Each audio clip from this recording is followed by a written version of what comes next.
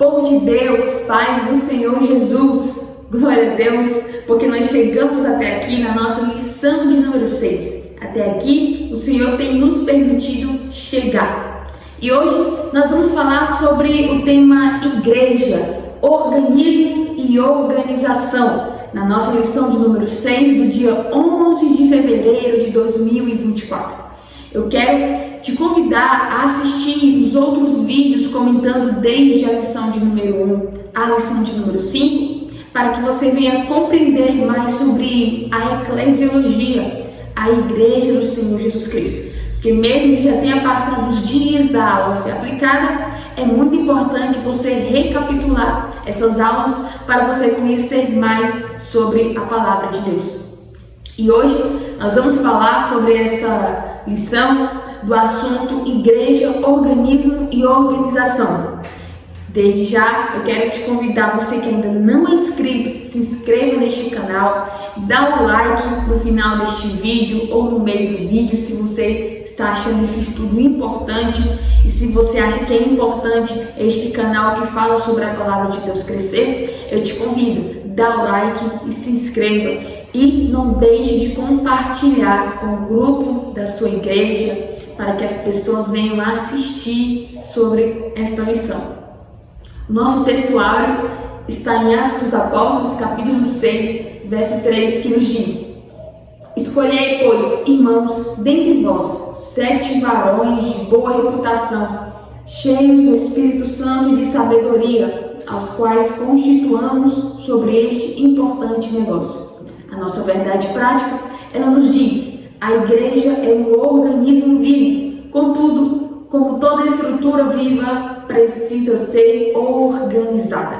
A nossa leitura diária, Efésios capítulo 5, verso 23, 1 Coríntios 12, verso 12 ao 14, Atos 16, verso 4, 1 Coríntios 14, verso 40, Atos capítulo 15, verso 1 ao 6 e 1 Coríntios 16, versículo 1. A nossa leitura bíblica em classe, ela está no livro de Atos dos Apóstolos, capítulo 6, do verso 1 ao verso 7. E os objetivos da nossa lição: primeiro, aprofundar o entendimento acerca da igreja, enquanto corpo de Cristo, como um organismo ordenado. Segundo, compreender por meio do exemplo da igreja primitiva a necessidade de organização para uma igreja viva e saudável. Terceiro, aprender sobre as principais formas de governo da igreja, segundo a tradição cristã e a escolha do modelo de nossa igreja. A nossa introdução, a nossa lição, ela nos diz: nessa lição vamos conhecer a igreja como um organismo e uma organização. Veremos que não existe função sem forma, nem organismo sem organização. Isso nos ajudará a evitar os extremos: uma igreja sem nenhum tipo de liderança visível ou uma igreja estruturada em um institucionalismo rígido que acaba por sacrificá-la. Conheceremos também os 3 principais sistemas de governos adotados na tradição cristã ao longo dos anos e os quais deles a nossa igreja se enquadra. Sublinhamos que nenhum desses modelos de governo eclesiástico é mau em si mesmo. Porém, como tudo o que é humano, estão sujeitos a acertos e erros. Portanto, o padrão exposto no Novo Testamento deve ser buscado como parâmetro. Entrando no nosso tópico 1, vamos falar sobre a estrutura da igreja cristã. O nosso subtópico 1 diz: a igreja como organismo. A igreja de Cristo, ela é um organismo. Por quê? Porque ela é formada por muitos membros, seres humanos, pessoas racionais, cabeças pensantes. E cada pessoa dessa tem uma característica diferente, tem um gosto diferente, tem maneiras diferentes de se conviver, de falar, de se expressar. Então, este organismo vivo, nenhum dessas pessoas se torna sem valor, porque juntos são o corpo de Cristo. Então, separadamente, cada um é membro, mas unido é o corpo de Cristo. E este organismo vivo, ele não é um organismo desajustado, desorganizado, até porque Cristo é o cabeça deste organismo. Cristo é o cabeça da igreja. Olha o que o apóstolo Paulo escreve para os irmãos da igreja de Éfeso, no capítulo 5, no versículo 23. Porque o marido é o cabeça da esposa, como também Cristo é o cabeça da igreja, sendo ele próprio o salvador do corpo. Então, este organismo que é a igreja de Jesus, ela é uma igreja que, invisivelmente, ela se encontra em todos os territórios do mundo onde se tem um salvo em Cristo, e Cristo que é o cabeça deste organismo, com diferentes funções, diferentes membros, pessoas com pessoas com diversas maneiras de se vestir, de olhar, de se expressar, de falar, mas constitui-se um organismo vivo e Cristo é o cabeça. E como Cristo é o cabeça, Cristo é o que conduz essa igreja. Até porque nós, seres humanos, nós temos em nossa cabeça o cérebro com mais de 1 quilo e ele que manda todas as coordenadas para o nosso corpo. Quando Paulo diz que Cristo é o cabeça da igreja, ele está falando, é Cristo quem manda todas as coordenadas. É Ele que é o líder da sua igreja. Então, meus irmãos, vendo que a igreja, ela é um organismo vivo e que Cristo é o cabeça da igreja, o apóstolo Paulo, ele vai dar essa confirmação para os irmãos da igreja de Corinto. 1 Coríntios 12, verso 27. Abra sua Bíblia e leia comigo. Ora, vocês são o corpo de Cristo e individualmente membros desse corpo. Aqui, todos são membros, mas unidos são a igreja. Fica aí, longe deste corpo, qualquer maneira de se exibir espiritualmente, de mostrar quem é o melhor, de quem tem mais dom, de quem é mais usado por Deus. Porque Cristo, ele não tem favoritismo com ninguém. Cristo, ele olha para nós com olhar de amor e de compaixão. Como olhou para o filho da viúva, como olhou para o cego de nascença, como olhou para o cego de Jericó. Então, Cristo olha para nós e fica isento de qualquer maneira de exibicionismo dentro da igreja do Senhor. Porque o Senhor ele não aceita isso. E este organismo em que Cristo é o líder, o cabeça da igreja, deve funcionar em harmonia. Quando a igreja de Corinto ela começou a revelar os seus traços de exibicionismo espiritual, de arrogância, de orgulho, o apóstolo Paulo escreveu uma carta para eles. E no capítulo 12 dessa primeira carta, que é a carta aos Coríntios, a Bíblia nos diz, versículo 22, pelo contrário, os membros do corpo que parecem ser mais fracos são necessários, e os que nos parecem menos dignos no corpo, a estes damos muito maior honra. Também os que em nós não são decorosos revestimos de especial honra. Ora, vocês são o corpo de Cristo, e individualmente membros desse corpo. Então, a igreja como organismo, ela deve viver em harmonia e comunhão, porque ela é o corpo de Cristo e Cristo é o líder dessa igreja. Entrando no nosso subtópico 2, a igreja como organização. A forma de organização da igreja primitiva, vamos usar como exemplo. A Bíblia nos diz em Atos dos Apóstolos, capítulo 16, verso 4, que esta igreja primitiva seguia a liderança dos apóstolos. A Bíblia nos diz em Atos 2,42 que os apóstolos doutrinavam a igreja. A igreja perseverava na doutrina dos apóstolos e essa doutrina foi a mesma de Jesus Cristo. Então, as quase 3.000 almas que Pedro ganhou estavam perseverando nessa doutrina, a doutrina de Cristo. E qual é um dos pilares dessa doutrina? A oração, a perseverança na doutrina, o partir do pão e a comunhão.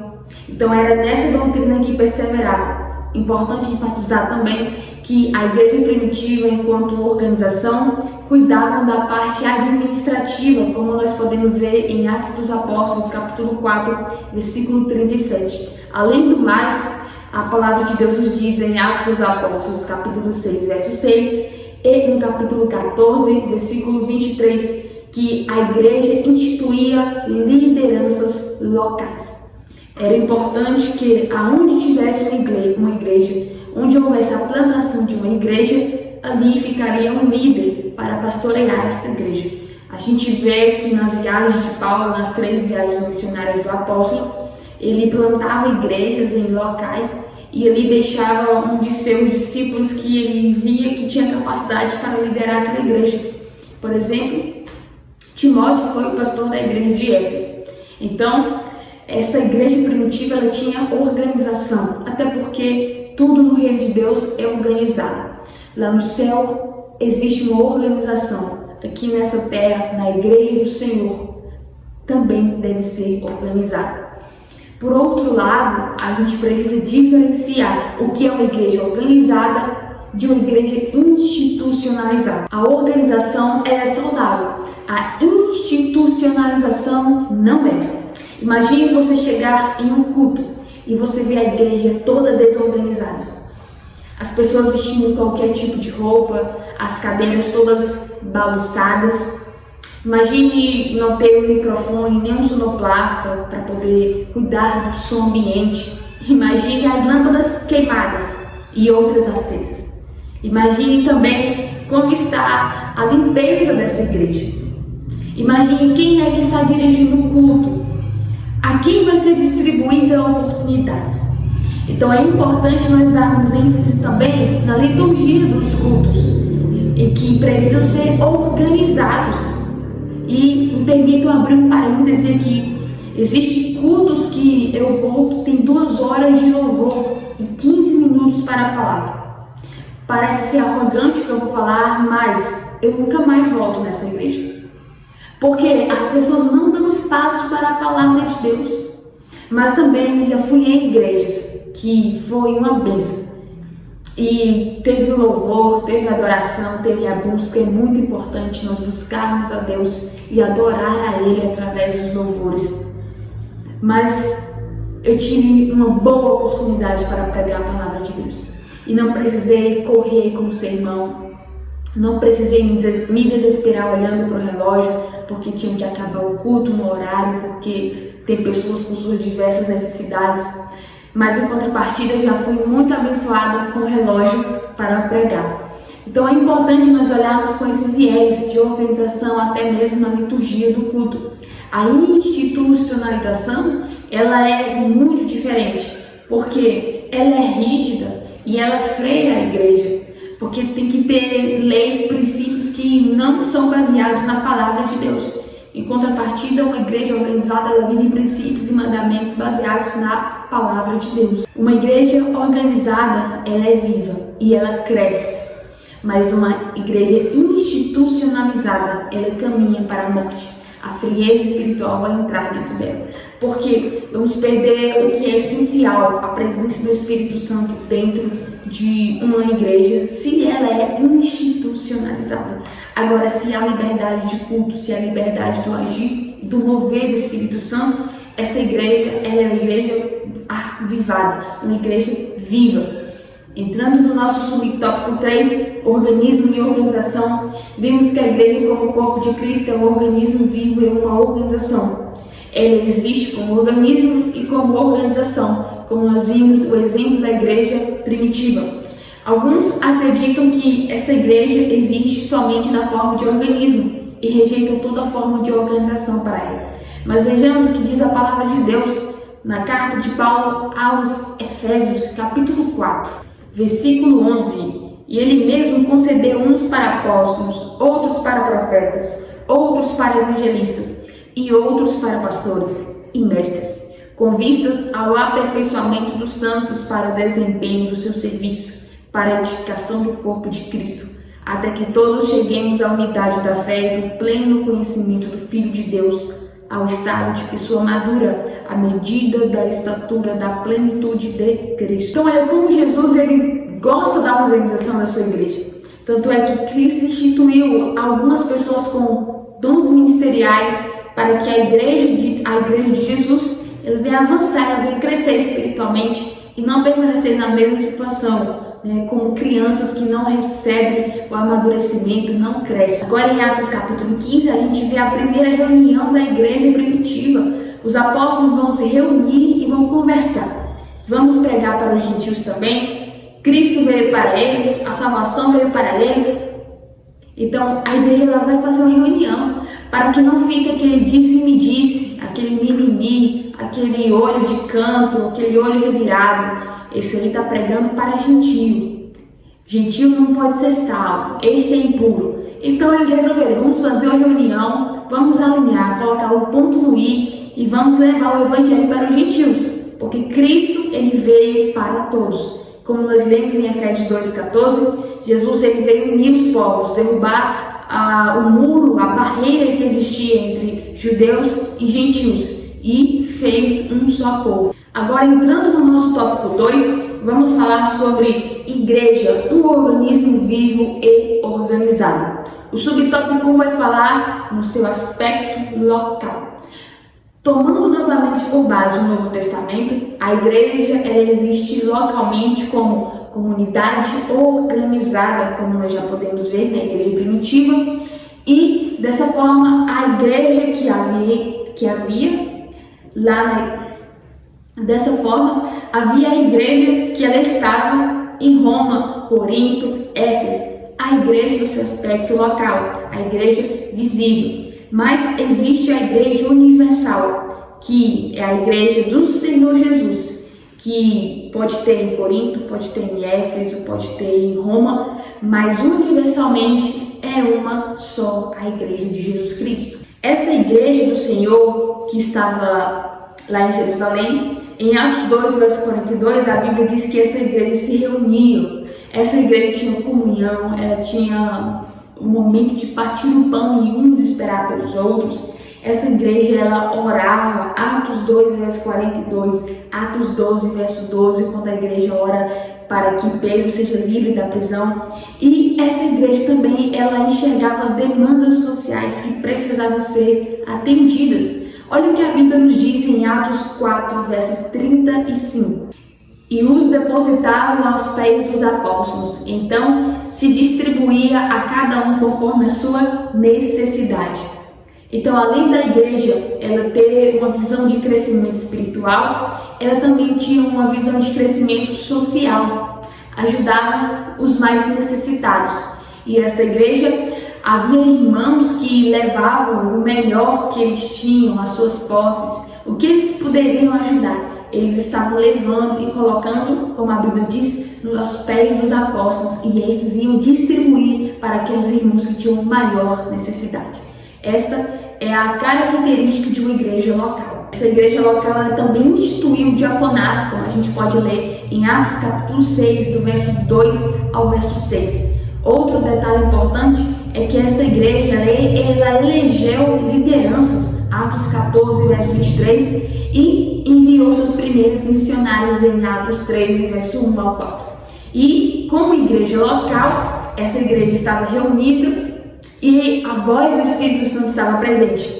Vamos ler Atos capítulo 13? Havia na igreja de Antioquia profetas e mestres, Barnabé, Simeão chamado Níger, Lúcio de Cirene, Manaém, que tinha sido criado com Herodes, o tetrarca, e Saulo. Enquanto eles estavam adorando o Senhor e jejuando, o Espírito Santo disse: separem agora Barnabé e Saulo para a obra que eu tenho chamado.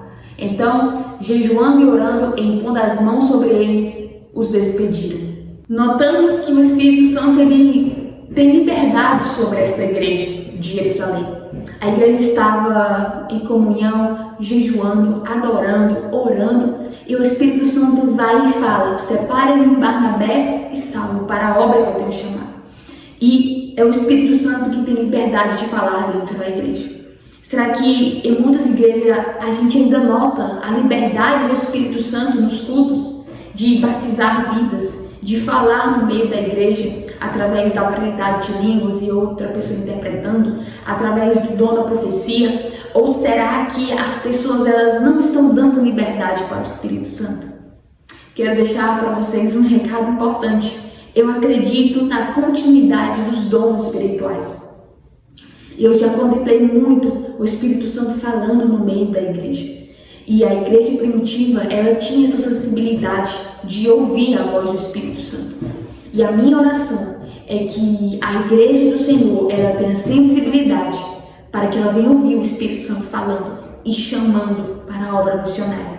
Entrando no subtópico 2, a igreja no seu aspecto litúrgico ritual. Toda igreja organizada possui uma liturgia e rituais.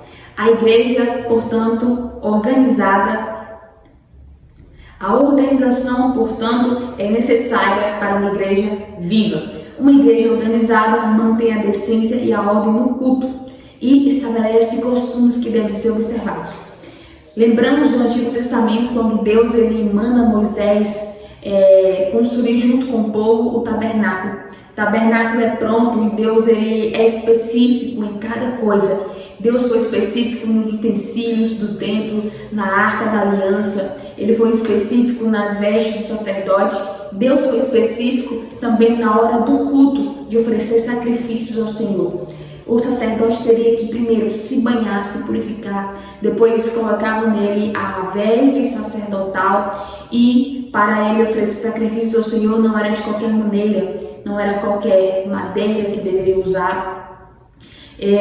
Deveria aspergir o sangue no altar, teria que ter uma oferta específica para cada pecado que a nação cometesse. Então Deus se mostra organizado no culto, lá no Antigo Testamento, junto com a nação no deserto. A igreja primitiva, ainda que organizada, ela era um organismo vivo e que o Senhor tinha liberdade para agir no meio dela. E aqui em 1 Coríntios capítulo 14, verso 40, a gente vê que o apóstolo Paulo ele vai falar para a igreja sobre o culto que deve ser organizado. Vejamos o que diz 1 Coríntios 14, verso 40. Tudo, porém, seja feito com decência e ordem. E 1 Coríntios 11, verso 16, vamos ler? Mas, se alguém quiser discutir essa questão, saiba que nós não temos tal costume, nem as igrejas de Deus. Então a gente vê a igreja primitiva batizando os primeiros crentes em águas. Por quê? Porque era um ritual, uma liturgia que a igreja tinha. E em Atos capítulo 8, verso 38 e 39, a gente vê que após o eunuco ler Isaías 53 e não compreender, Filipe, enviado pelo Senhor, aparece, explica sobre aquele capítulo que está falando de Cristo e em seguida o eunuco pergunta: o que impede de eu ser batizado? E ali próximo de uma água, então Filipe batizou aquele eunuco. Então aqui também cabe um parêntese: batismo ele salva? Não, mas é uma condição para você ser salvo. Então é importante o cristão que entrega sua vida a Cristo, ele se batizar para que ele venha tomar a Santa Ceia.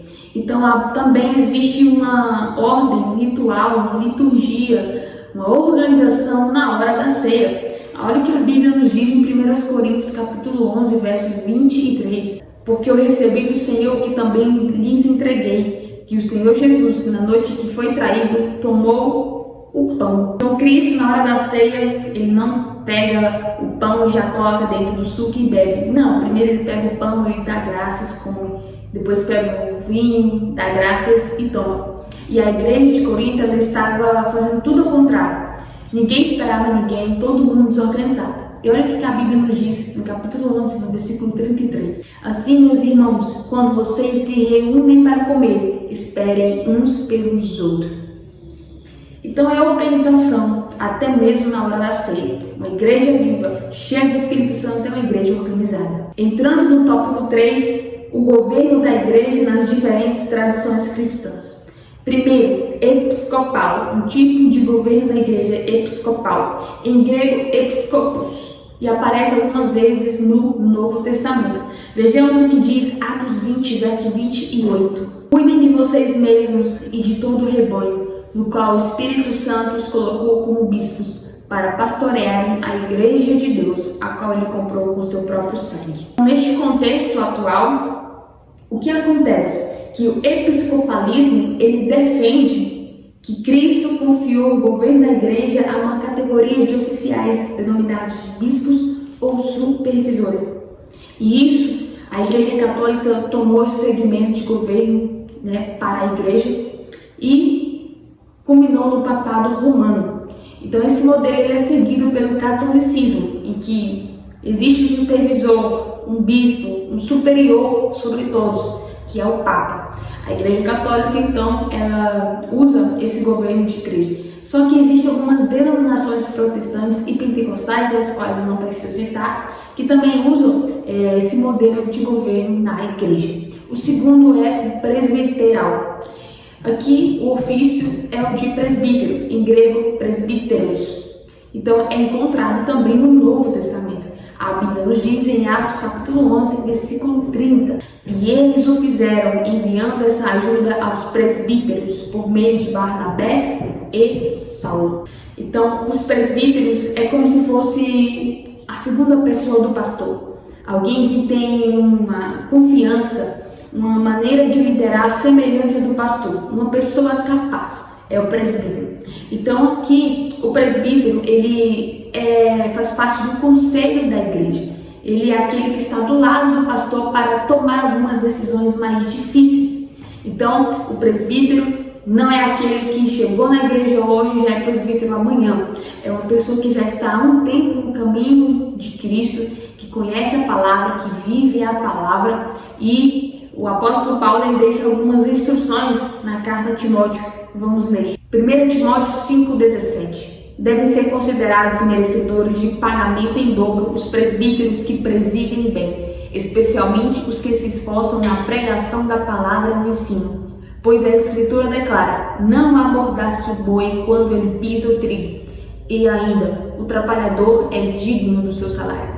Não aceite denúncia contra o presbítero, a não ser exclusivamente sob o depoimento de 2 ou 3 testemunhas. Então Paulo ele escreve essa recomendação para o presbítero, mostrando que é um cargo dentro da igreja que exige bastante confiança e preparo.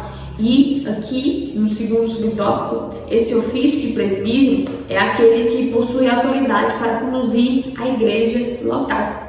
E é visto muito nas igrejas reformadas e algumas igrejas pentecostais na América do Norte. Agora, falando sobre o governo de igreja congregacional, lemos que a prática deste governo de igreja congregacional é eleger os dirigentes na igreja local, como também a gente vê em Atos dos Apóstolos, capítulo 14, verso 23. É o pastor que ele é eleito pela Assembleia Geral da igreja local. Então, assim, as igrejas locais elas são autônomas nas suas tomadas de decisão e não estão sujeitas à interferência que vem de fora.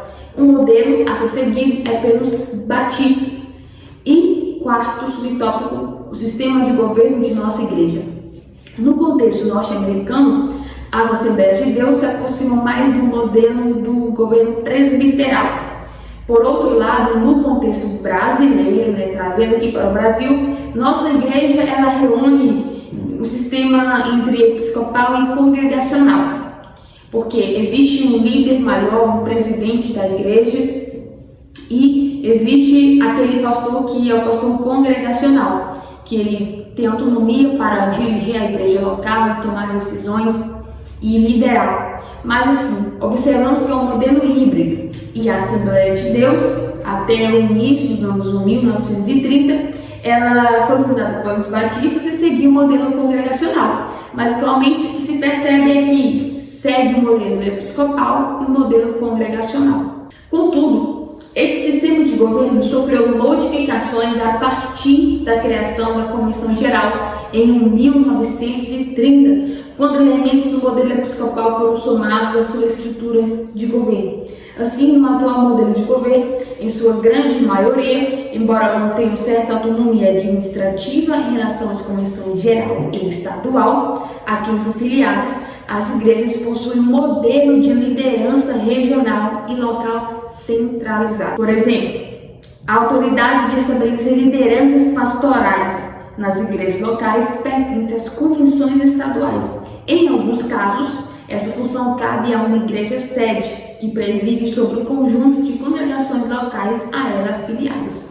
Então, se existe uma igreja que é a igreja sede, que é a igreja mãe, e tem várias congregações, o pastor presidente da igreja vai eleger o pastor que vai dirigir a congregação.